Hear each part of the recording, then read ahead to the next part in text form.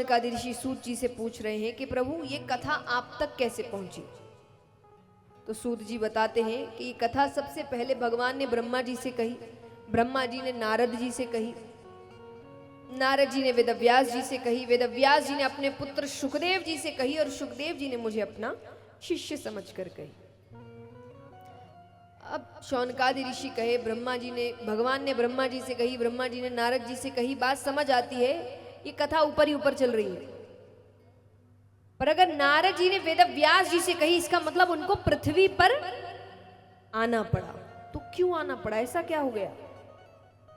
तब सूत जी बताते हैं कि एक बार वेदव्यास जी रोज की तरह चिंतन करने बैठते हैं। तो चिंतन करने बैठे तो उनको ऐसा लग रहा है कि मैंने इतने वेद उपनिषद लिख दिए पर शांति क्यों नहीं मिल रही। ऐसा क्यों लग रहा है कि कुछ बच गया है। इतना कुछ होने के बाद भी कलयुग के जो जीव है उनका कल्याण नहीं होगा। अब कल्याण नहीं होगा ये सोचकर तो उनको रोना आ गया। अब जब संत रोते हैं तो भक्त बड़ी जल्दी सुनते हैं। देखिए, संत वेशभूषा का नाम नहीं है। एक बार स्वामी विवेकानंद जब विदेश में कार्य करने जाते हैं तो वहां के किसी बहुत बड़े व्यक्ति ने उनसे कहा कि आप बातें तो बहुत अच्छी करते हैं, कपड़े क्यों नहीं अच्छे पहनते, ऐसे कपड़े क्यों पहनते हैं, ज्ञान तो आप में बहुत है आपकी बातें सुनकर। तो उन्होंने कहा, क्योंकि मैं जिस देश से आता हूं, जिस संस्कृति से आता हूं, वहां कपड़े देखकर ज्ञान नहीं देखा जाता, वहां पर बातों से और ज्ञान से इज्जत दी जाती है, कपड़े देखकर नहीं दी जाती। और हम क्या करने लगे आजकल, कपड़े देखकर, ऐसा कपड़ा है तो ये ज्ञानी है, ऐसा कपड़ा है तो अरे ये अज्ञानी है। पर हम ऐसी संस्कृति से नहीं आते हैं। तो संत किसी वेशभूषा का नाम नहीं है कि ऐसे कपड़े पहने हैं तो ये संत है, ये साधु है। ये एक मानसिकता का नाम है। और मानसिकता क्या है, जब संत की साधारण रूप से परिभाषा की जाती है कि जो अपने दुख और सुख में बहुत ही सामान्य रहता है। अगर वो सुखी होते हैं तो जग कल्याण के लिए, और दुखी होते हैं तो जग कल्याण के लिए। अपने सुख दुख से उनको कोई लेना देना नहीं। ये सच्चा संत है।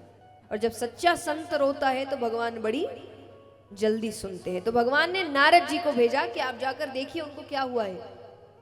नारद जी आते हैं तो वेदव्यास जी ने कहा कि ऐसी ऐसी बात है, मैंने इतने वेद उपनिषद लिख दिए पर मुझे शांति नहीं मिल रही, समझ में नहीं आ रहा क्या बाकी रह गया है। तब नारद जी ने कहा कि आपने आज तक जो भी लिखा है उसमें ज्ञान को महत्व दिया है, और ज्ञान सुनने वाले कलयुग में ज्यादा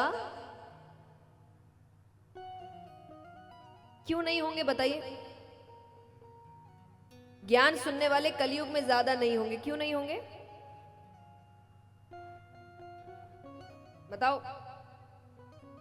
सब कलयुग के तो हैं हम, हाँ नहीं, और वो तो हमेशा ही थी। कब गई है मोह माया, किस युग में माया नहीं थी, मोह नहीं था, हर युग में था।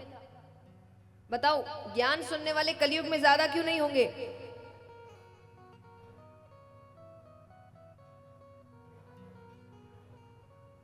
नहीं, और सब अपने आप में बड़े ज्ञानी हैं, सब अपने आप में बड़े।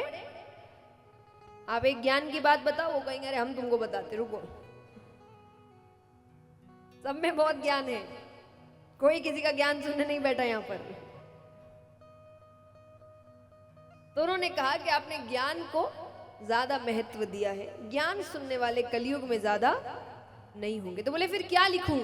बोले आप भक्ति रस भरिए, ये सुनने वाले कलयुग में बहुत होंगे। तो भक्ति रस सुनकर वो भगवान की लीलाएं लिखते हैं। श्रीमद् भागवत में भगवान की सभी लीलाएं हैं, यानी पूरे 24 अवतार हैं। ऐसे अलग अलग भी आपको, अब श्री कृष्ण के बारे में तो आप महाभारत का भी ग्रंथ उठा सकते हैं, श्री राम के बारे में आपको सुनना है तो आप रामायण ले सकते हैं, लेकिन अगर आपको भगवान की सारी लीलाएं पढ़नी है तो श्रीमद् भागवत है। भगवान की सब लीलाएं, भगवान ने क्या क्या किया, तो उन्होंने कहा भगवान की लीलाएं लिखी, भक्ति रस भरी। तब वेद व्यास जी श्रीमद् भागवत लिखना शुरू करते हैं।